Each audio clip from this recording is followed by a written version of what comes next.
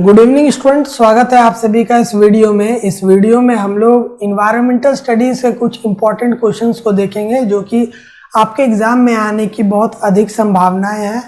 ये कुल 50 क्वेश्चन अभी हम जो है यहाँ पे आपको बताएंगे और ये जो वीडियो है इस तरीके का वीडियो अभी आने वाले कुछ दिन चलते रहेगा, क्योंकि आप लोग को पता है कि आप लोग जानते हैं कि आप लोग हल्का में ले रहे हैं इन्वायरमेंटल स्टडीज़ को और इसको लेकर के आप लोग कुछ पढ़ नहीं रहे हैं, है ना। और आप लोग को तो जानते हैं कि आप लोग सेमेस्टर 4 में हैं और आप लोग सबसे पहला सेशन के हैं, 2022 से 26 वाले हैं। और आप लोग पे के ऊपर तो खतरा मंडराते ही रहता है ना। तो इस बार फिर से खतरा मंडराया हुआ है, लेकिन हम जो है आप लोग को इस खतरा से निकालने के लिए अलग अलग चीज़ का जो PDF है, अलग अलग माइनर पेपर का जो चीज़ है और ये VAC है, ये सारा चीज़ हम प्रोवाइड करने का प्रयास कर रहे हैं और प्रोवाइड कर रहे हैं, है ना। तो उसी को लेते हुए ये 50 क्वेश्चन हम जो यहाँ पे लेके आए हैं। और एक चीज़ हम और आपको बता दें कि ये जो 50 क्वेश्चन जो यहाँ पे आप देख रहे हैं, ये 50 क्वेश्चन आपको जो है आपको यहाँ पे मिल जाएगा, है ना। वीडियो के डिस्क्रिप्शन में हम एक लिंक दे दिए हैं, तो आप जो है इसको इस लिंक पे जा कर के इसको आपको कुछ नहीं करना है। इच्छा है तो यहाँ पे गेट दिस कोर्स करके आप परचेज कर सकते हैं।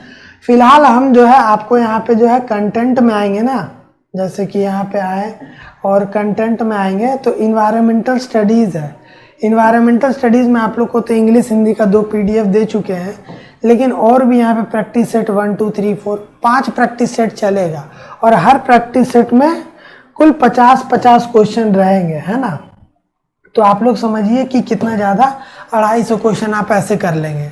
इस तरीके से आप लोग डेली ऐसे ही 50 क्वेश्चन हर यूनिट से करेंगे। देखिए हम लोग यूनिट वाइज भी लेकर के आए हैं, हर यूनिट से करेंगे ना तो आप लोग का VAC एकदम आसानी से निकल सकता है। आप लोग जानते हैं कि आप लोग का जितना मेजर पेपर इम्पॉर्टेंट है उतना VAC पेपर भी इम्पॉर्टेंट है। आप लोग जान चुके हैं, देख चुके हैं कि BBMKU का प्रकोप क्या है ना। क्योंकि आप लोग देखे हैं कि बहुत सारे बच्चे जो पहले जो हुआ करता था टैली GST, फिर पर्सनैलिटी, फिर ये वो बहुत सारा पेपर हुआ करता था, उसमें फेल कर देता था। क्लास तो लेता नहीं था कॉलेज में, लेकिन जो है बच्चे कुछ भी लिखे हैं, जो भी लिखे जेन्युइन चीज़ लिखे हैं, लेकिन तब भी बच्चों को फेल कर दे रहा है ना। तो इसलिए हम ऐसा नहीं चाहते हैं कि इस बार आप लोग फेल होते हैं तो आप लोग फिर से कॉल करते रहते, कॉल करने लगेंगे। फिर कुछ लोग तो रोने भी लगते हैं, तो कैसे क्या होगा, उनका लगता है कि एज बर्बाद हो गया है। तो वैसा बात नहीं है, इतना टेंशन नहीं लेना है। तो इसी के लिए हम जो है आपको ये व्यवस्था प्रोवाइड कर रहे हैं कि आप लोग इसको डेडिकेटेड वे में करते रहिए और नहीं होता है तो उस कोर्स को ज्वाइन कर लीजिए। और ये PDF आपको वहीं पे देंगे। टेलीग्राम चैनल पे देने से बहुत झमेला होता है। ये झमेला होता है कि वहाँ पे हम PDF डाले हैं, फिर आप लोग गए खोजने, आप लोगों को मिला नहीं, फिर आप हमसे पूछ रहे हैं, तो हमको एक काम 100 बार करना पड़ता है। तो इसलिए थोड़ा सा परेशानी हो जाता है। तो आप लोग को ये चीज़ हम वहीं पे दे देंगे, तो आप लोग के लिए जो है आप लोग वहाँ पे ज्वाइन करके देख सकते हैं। तो फिलहाल हम इस वीडियो को आगे बढ़ाते हैं और ये 50 क्वेश्चन को हम जो है पूरा करते हैं। तो चलिए स्टूडेंट हम लोग देखते हैं। सबसे पहला क्वेश्चन क्या है, what are the main component of the environment. Environment के मेन कंपोनेंट क्या क्या होते हैं, जैसे कि एयर हो गया, वाटर हो गया, सॉइल हो गया, है ना, फ्लोरा फाउना हो गया, ह्यूमस, ऑल ऑफ दिस क्या होता है। इसका सभी आंसर होगा ऑल ऑफ दिस होगा, है ना। तो उसी प्रकार से अब हम लोग देखिए आगे बढ़ते हैं। तो why is the environment important, पर्यावरण क्यों महत्वपूर्ण है, हिंदी इंग्लिश दोनों में है ना। पर्यावरण क्यों इम्पोर्टेंट है देख लीजिए। पर्यावरण इम्पोर्टेंट है, इट प्रोवाइड रिसोर्सेज, ये संसाधन प्रदान करता है, यह जीवन का समर्थन करता है, यह जलवायु को नियंत्रण करता है। तो यहाँ सही बात है, सब चीज होगा। अब हम लोग आगे बढ़ते हैं। देखिए, which of the following is the biotic component of the environment. Biotic component क्या है ना। जैसे बायोटिक मतलब जिसमें जान प्राण रहता है, उस तरीके का चीज है। बायोटिक क्या है, बायोटिक है प्लांट, रॉक में तो जान नहीं रहता, पानी में भी जान नहीं, एयर में भी जान नहीं, है ना। तो इस प्रकार से आगे बढ़ते हैं। सी देखिए, which of the following is an abiotic component of the environment. Biotic से पूछा है तो अबायोटिक से ही पूछना जरूरी है। और इसी तरीके का क्वेश्चन आपको एग्जाम में एकदम देखने को मिलेंगे, है ना।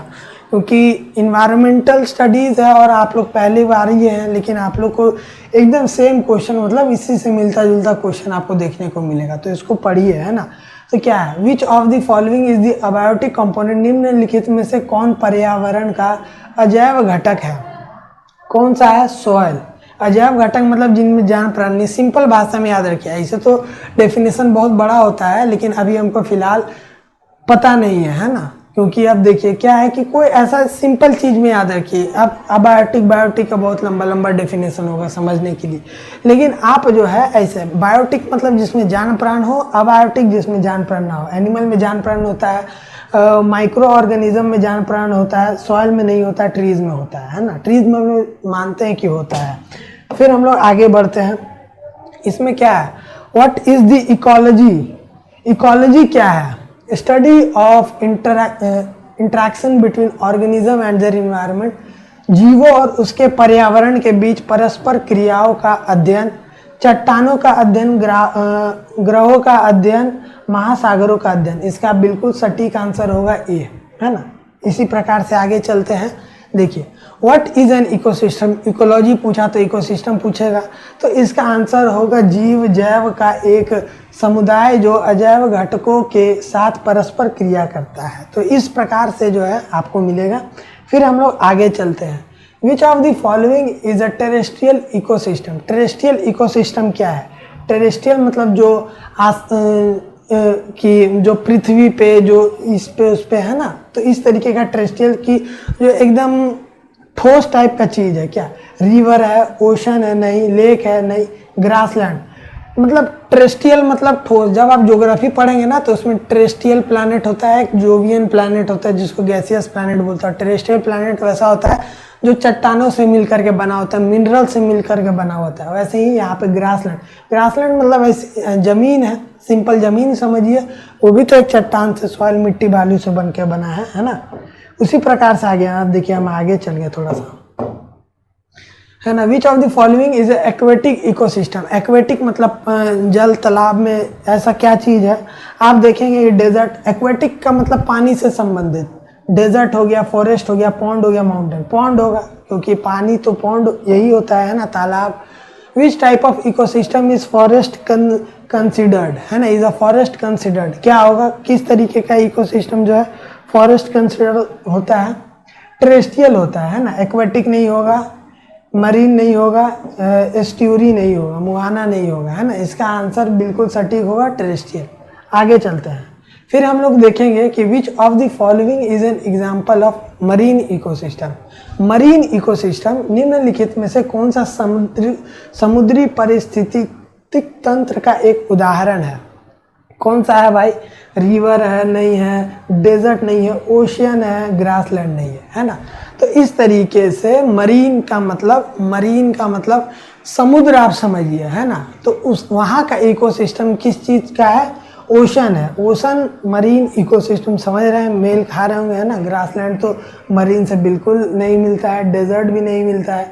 रिवर नदी है, ये ओशन नहीं है ना। तो आगे हम लोग चलते हैं, इसका what is the main characteristic of lentic ecosystem. Lentic पारिस्थितिक तंत्र की मुख्य विशेषता क्या है कि फॉलोइंग वाटर, बहता हुआ पानी, स्थिर पानी, है ना, खारा पानी, ऊंचा। इसका आंसर होगा स्टिल वाटर। कुछ चीज़ को आपको याद करना पड़ेगा। अगर आपको याद करना पसंद नहीं है तो आपको लैनिटिक इकोसिस्टम पढ़ना पड़ेगा। लैनिटिक इकोसिस्टम पढ़िए, लेकिन क्या है ना कि आपका लैनिटिक इकोसिस्टम पढ़ कर कुछ फ़ायदा नहीं है। कुछ चीज़ को हमको याद कर लेना ही होता है। जैसे बचपन में ABCD याद किए थे, उसके पीछे वजह थोड़ी पूछे थे, याद किए थे, तो इसको भी याद कर लीजिए, है ना।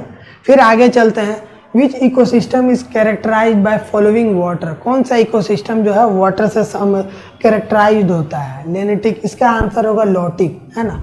फिर आगे चलते हैं हम लोग, देखिए स्टूडेंट, यहाँ पे क्या हो सकता है ना कि कुछ आंसर, मान लीजिए कि हम भी आदमी हैं, इंसान है, कुछ आंसर, एक आध आंसर गलती हो जाता है, कभी कभी हम ही लोग से ही गलती होता है। तो आप लोग भी कमेंट करते हैं, तो कमेंट में कृपया बता दें, है ना, कि कौन सा आंसर गलती है, क्या है ना। एक दो answer by mistake, printing mistake की वजह से ये सारा चीज़ हो सकता है। और देखिए स्टूडेंट, ये अब आ गया 1.3 स्ट्रक्चर फंक्शन इकोसिस्टम 1 पॉइंट, ये क्या टॉपिक का नाम है। हर टॉपिक से जो है आपको यहाँ पे 4-5 क्वेश्चन एवरेज तरीके से आपको यहाँ पे देखने को मिलेगा। उसी प्रकार से 1.3 का चालू हो गया। What is the food chain. Food chain क्या है? A sequence of organism where each is eaten by the next. जीवों की ऐसी श्रृंखला जहाँ प्रत्येक को अगले द्वारा खाया जाता है, मतलब है ना, समझ रहे, खाया जाता है मतलब जो सांप है मेढक को खाएगा, है ना, फिर सांप को गिद्ध खाएगा, गिद्ध मर जाएगा, ऐसे ही होता है ना। तो इसका आंसर होगा दोनों। A type of ecological pyramid, एक प्रकार का पारिस्थितिक पिरामिड है, इस तरीके का बनता है ना। यहाँ पे लिखा जाता है कि कुछ ऐसा जो कीड़ा मकोड़ा, ग्रास ऊपर, फिर यहाँ पे स्नेक लाइन, ये सब, फिर आदमी सबको कुछ कर सकता है ना। तो इस तरीके से ये होता है। इसको हटा देते हैं। What is food web. Food web क्या होता है? फूड वेव क्या होता है समझिए। फूड वेव होता है complex network of interconnected food chain, आपस में जुड़े खाद्य श्रृंखलाओं का एक जटिल network. A type of food pyramid, ये सब नहीं होता है, ये होता है सीधा ए। इसका ए नंबर आंसर होगा। अब आगे चलते हैं। What are the ecological pyramid, ये सभी इकोलॉजी से संबंधित है, तो इसका आंसर होगा graphical representation of each energy flow. एक ऐसा ग्राफिकल ऊर्जा प्रवाह का एक ग्राफिकल निरूपण, ग्राफ में एक ऊर्जा का रिप्रेजेंटेशन किया जाता है। इकोलॉजिकल पिरामिड एक अलग चीज़ है। ये सभी चीज़ ना साइंस से रिलेटेड है ना, ये सब चीज़ से रिलेटेड है। Which level of ecological pyramid contain the most energy, सबसे ज़्यादा एनर्जी किस में रहता है? प्रोड्यूसर से रहता है। देखिए स्टूडेंट, हम थोड़ा सा जल्दी करते जाएंगे, काहे कि क्या ना कि वीडियो लंबा हो जाएगा और आप लोग का एग्ज़ाम का समय है, तो वीडियो लंबा बना के कुछ फ़ायदा है नहीं। आप लोग का थोड़ा सा टेंशन में आ जाइएगा, है ना, क्योंकि टाइम इंपॉर्टेंट है अभी।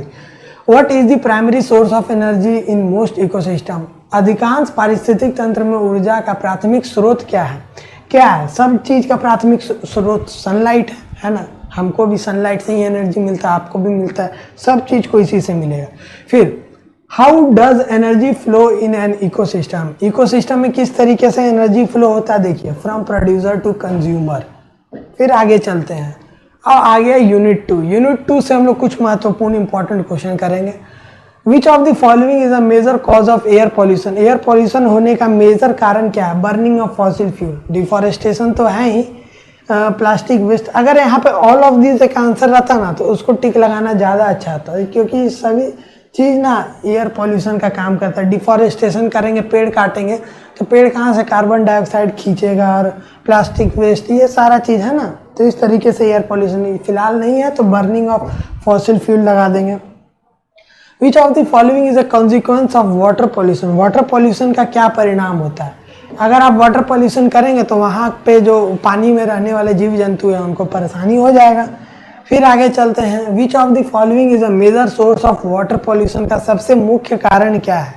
Industrial waste. आप लोग जानते हैं कि इंडस्ट्री जब भी लगती है तो किसी ऐसे उसको पानी की एकदम आवश्यकताएं होती है, और उसमें जब पानी की आवश्यकताएं होंगी तो रगड़ के कचरा निकलेगा उसका। जब कचरा निकलेगा तो कहाँ फेंकेंगे? आसपास के एरिया में फेंकेंगे तो गाली वाली भी सुनेंगे, है ना, आसपास के लोगों से। तो इसलिए पानी में फेंक देते हैं चुपके से। जब फेंक देता है तो उसके वजह से वाटर पॉल्यूशन भी हो जाता है। तो इस तरीके से विच of the following can cause soil pollution, निम्नलिखित में से कौन मृदा प्रदूषण का कारण बन सकता है? कौन बन सकता है भाई? देखिए, पेस्टिसाइड। अगर किसान हैं तो भाई पेस्टिसाइड को यूज़ करते हैं। पेस्टिसाइड को जब यूज़ करते हैं तो उसकी उर्वरक क्षमता कम हो जाती है ना, उर्वरक क्षमता कम हो जाती है, तो जिसके वजह से ये पेस्टिसाइड उगाने में भी एक नंबर मदद करता है, लेकिन जो है असली शक्ति जो सॉइल का होता है उसको मार देता है। What is the impact of noise pollution on human health, ध्वनि प्रदूषण का मानव स्वास्थ्य पर क्या प्रभाव पड़ता है? क्या प्रभाव पड़ता है? सब चीज़ हो जाता है। यहाँ पे देखिए, हियरिंग लॉस भी हो जाता है ना, मतलब कान से सुनाई नहीं, बहिर हो जाएगा, सुनने की क्षमता में कमी हो जाएगा। स्लीप डिस्टर्बेंस, अगर वैसा बजेगा, आपको दिन भर आपके कान के पास हॉर्न लगाए तो आप महसूस कीजिए कि आपके साथ क्या होगा। आपको तो सुनाई नहीं देगा, दूसरा जब आप सुतेंगे तब भी आपको लगेगा कोई कान के सामने हॉर्न बजा रहा है, तो ये होगा, है ना। हाई ब्लड प्रेशर, उसके चलते हाई ब्लड प्रेशर, तो इस चीज़ के चलते आप ऑल ऑफ दीज आंसर लगाएंगे, all of the above. Which of the following is not an type of air pollution, निम्नलिखित में से कौन सा वायु प्रदूषण का कारण नहीं है? कौन सा चीज कारण नहीं है? कार्बन डाइऑक्साइड से वाटर पॉल्यूशन होता है, सॉरी एयर पॉल्यूशन होता है, नाइट्रोजन ऑक्साइड से भी पॉल्यूशन होता है, ऑक्सीजन से नहीं होता है, तो इसका आंसर ऑक्सीजन होगा। सल्फर डाइऑक्साइड से भी एसिड रेन कराता है ना, सल्फर डाइऑक्साइड ये सब। अब आ गया 2.2 ग्लोबल वार्मिंग का कुछ क्वेश्चन रहेगा। What is a major cause of global warming, global warming का मुख्य कारण क्या है? किस चीज के चलते ग्लोबल वार्मिंग होता है? ग्रीन हाउस गैस के भी वजह से ग्लोबल वार्मिंग होगा, डिफॉरेस्टेशन के वजह से भी ग्लोबल वार्मिंग होगा, इंडस्ट्रियल में जो इमिशन होता है उसके चलते भी ग्लोबल, इसके चलते ऑल ऑफ दी अबव इसका आंसर होगा। आगे चलते हैं।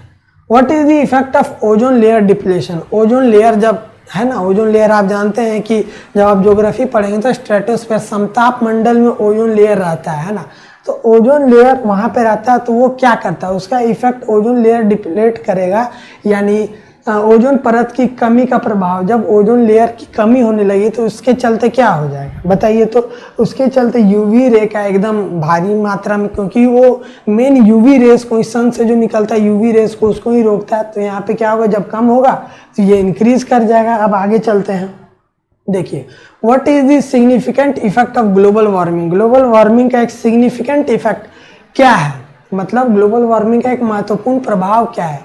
इससे क्या होता है, राइजिंग सी लेवल हो जाता है, क्या decrease rainfall, increase polar ice, इसका आंसर होगा rising sea level. Global warming होगा, अंटार्कटिका का बर्फ पिघलेगा और पानी भर जाएगा, है ना, समुद्र का वाटर लेवल बढ़ेगा। और आप लोग जानते होंगे कुछ दिन में न्यूज में आप लोग सुन रहे होंगे, जब मालदीव से झगड़ा हुआ था भारत का, तो वहाँ पे बताया जा रहा था कि मालदीव अब कुछ दिन में 50-60 साल इसका उम्र बाकी है, डूब जाएगा, है ना। तो इस तरीके से ग्लोबल वार्मिंग की वजह से ये ऐसा चीज पॉसिबल है। Which gases is primarily responsible for greenhouse effect, कौन सा गैस रिस्पॉन्सिबल है ग्रीन हाउस के लिए? कार्बन डाइऑक्साइड, है ना। आगे चलते हैं, देख रहे हैं कितना इजी क्वेश्चन, और इसी तरीके का क्वेश्चन पूछा जाएगा, तो आप लोग इसको जरूर पढ़ करके जाइए, पढ़ के जाइए या फिर ले करके जाइए, ये आप समझते हैं, है ना, लेकिन पढ़ करके जाना अच्छा होता है क्योंकि दिमाग इससे विकसित होता है ना। What causes acid rain, acid rain किसकी वजह से होता है? Emission of sulphur dioxide and nitrogen, इसका आंसर यही होगा, है ना, क्योंकि अभी आपको पीछे बताए थे। What does 3R, अब आ गया solid waste management. What does 3R principle in waste management क्या आता है? 3R का सिद्धांत क्या है, इसका फुल फॉर्म क्या होता है? Reduce, reuse, recycle. जब आप चिप्स खाते हैं उसके पीछे यही सब नहीं लिखा होता है। अब आगे चलते हैं। What is the first step in solid waste management, ठोस अपस्थित प्रबंधन में पहला कदम क्या है? क्या है भाई पहला कदम? कलेक्शन करना है ये सब चीज का, है ना। आगे चलते हैं। What is the best practice of managing hazardous waste, hazardous waste को मैनेज करने का एकदम बेस्ट प्रैक्टिस क्या है? खतरनाक कचरे के प्रबंधन के लिए सबसे अच्छी प्रथा क्या है? क्या है भाई, है ना, दहन कर देना, लैंड फिलिंग करने से खराब हो जाता है, ये सब चीज़ नहीं करना है, ये सब चीज़, ये सब को काट दीजिएगा। इसका आंसर होगा इंक्लिनेशन, आप भी रट लीजिएगा, ठीक।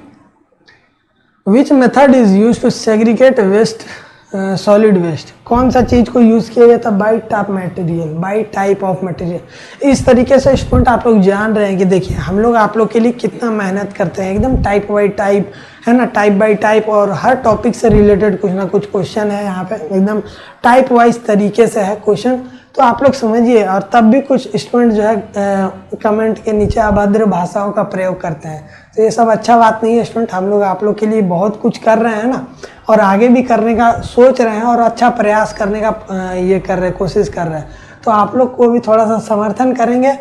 हम ये नहीं बोल रहे वीडियो शेयर कीजिए, फलना देखना, लाइक कीजिए, कमेंट, लेकिन आप लोग एक अच्छे बातों में अगर आप सपोर्ट करते हैं तो हम लोग को भी अच्छा लगता है, क्योंकि हम लोग आपको प्रोवाइड करें। देखिए आप लोग का गैस पेपर जो है, विद्या गैस और ये वो, आप लोग के सामने तो हाथ खड़ा कर दे रहा, माइनर पेपर का एक भी सारा चीज़ गैस पेपर नहीं निकाला, कुछ भी नहीं, है ना, सिंपल ऐसे हाथ खड़ा कर दिया भाई कि मेरे पास हमसे ना हो पाएगा, लेकिन हम लोग से हो पाएगा, तो हम लोग दिए हैं आपको, है ना, एकदम मिनिमम चीज़ में दिए हैं, तो आप लोग भी थोड़ा सा अच्छे बातों का प्रयोग करें तो मज़ा आ जाए, है ना। अब आगे चलते हैं। What is the final step in solid waste management, solid waste management का फाइनल स्टेप क्या है? डिस्पोजल करना। अब हम जल्दी जल्दी करेंगे स्टूडेंट, देखिए अब यूनिट 3 आ गया, अब ये लास्ट यूनिट रहेगा, इससे भी बहुत सारा क्वेश्चन है, करीब 15 क्वेश्चन है। What is biodiversity? बायोडाइवर्सिटी क्या है? A variety of life form in particular habitat, है ना। What is the main threat of biodiversity? का मेन थ्रेट क्या होता है? मेन थ्रेट होता है ये सब, pollution, climate change, habitat destruction. Habitat मतलब आवास विनाश, मतलब समझिए कि किसी का हैबिटेट है, मतलब कोई जीवाणु का हैबिटेट होता है, मतलब वो एक इन्वायरमेंट होता है उसका। विच of the following is method of biodiversity conversation? कौन सा मेथड है? स्टेबलाइजिंग प्रोटेक्टेड एरिया, है ना। इस तरीके से आगे बढ़ते हैं। What is the purpose of biodiversity hotspot? क्या पर्पस होता है बनाने का? ऐसे एरिया को प्रोटेक्ट करना विच हाईली स्पीसीज डाइवर्सिटी, मतलब अलग अलग प्रजाति वहाँ पे है, मधुमक्खी, कीड़ा, अलग अलग प्रकार के चीज़ों को बचाने के लिए, संरक्षण करने के लिए इस तरीके का एरिया को बायोडाइवर्सिटी हॉटस्पॉट डिक्लेयर किया जाता है, उसको बचाया जाता है। अब आते हैं, which region is known as biodiversity hotspot? कौन से रीजन को कहा जाता है बायोडाइवर्सिटी हॉटस्पॉट? वेस्टर्न घाट को। अब आगे चलते हैं। Why are biodiversity hotspot important? क्यों इम्पॉर्टेंट है भाई? ये इम्पॉर्टेंट इसलिए है कि they are have high level of species endemism. उनमें प्रजातियों की क्या लिखा हुआ भाई? संस्थानिकता का उच्च स्तर होता है। आगे चलते हैं। How many biodiversity hotspot are there in the world? कितने सारे हैं? लाइक 34 है ना। यहाँ पे ये मत देख लीजिएगा, ये हिंदी में टाइप करने की वजह से टाइपिस्ट ने यहाँ पे एक्स्ट्रा टाइप कर दिया है ना। तो इसका आंसर होगा 34। एक बार मिटा दे, क्या कन्फ्यूजन हो जाएगा? नहीं, 34 इसका आंसर होगा। क्या होगा? 34। अब आते हैं यहाँ पे, what is the renewable energy resource? Renewable energy resource क्या है? एक ऐसी energy resource that can be replenish naturally, जो जिसको नेचुरल तरीके से फिर से उसको पुनर्भरा जा सकता है, जैसे कि बायोगैस हो गया, है ना, सोलर एनर्जी हो गया, विंड एनर्जी हो गया, तो इस तरीके का चीज। इसका आंसर होगा 1। इसका आंसर होगा 1। अरे भाई क्या हो गया? विच of the following is N non renewable energy? Non renewable energy क्या है? कोल है ना। हम तो अभी डर ही कहते थोड़ा। What is an example of renewable energy resource? क्या है ना, क्या है? सोलर एनर्जी है। आगे चलते हैं।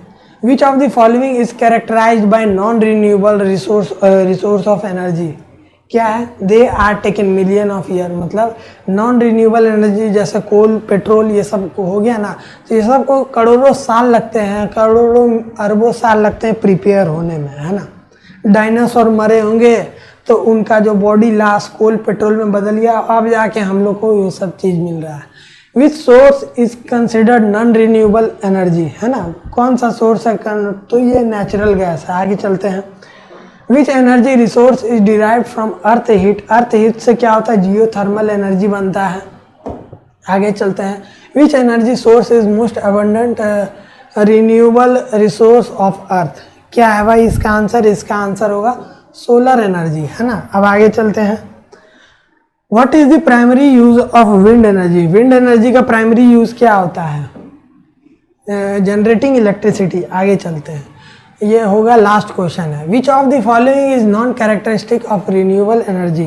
क्या है? देखिए, लिमिटेड सप्लाई। तो इस तरीके से क्वेश्चन स्टूडेंट आप लोग का जो है 50 क्वेश्चन कंप्लीट होता है। डेली ये क्लास हम लाने का सोच रहे हैं कि आप लोग को डेली 50-50 क्वेश्चन करवाया जाए जब तक इसका एग्ज़ाम नहीं आ जाता है ना।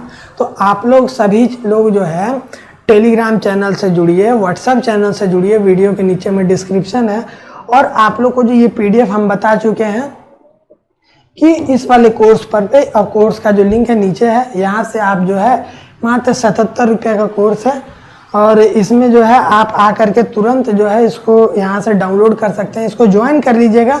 बाकी यहाँ पे देखिए 50 लर्निंग मटेरियल, बहुत सारा चीज़ यहाँ पे प्रोवाइड किए हुए हैं, तो आपको यहाँ पे मिल जाएगा। कंटेंट में जाएंगे तो कंटेंट में खाली BSc नहीं है, माइनर पेपर है, AEC पेपर है, BSc पेपर है ना। तो BSc पेपर में आएंगे तो आपको यहाँ पे हम लाइन वाइज नीचे यहाँ पे PDF आपको मिल जाएगा, प्रैक्टिस सेट 1, प्रैक्टिस सेट 2, इस तरीके से, है ना।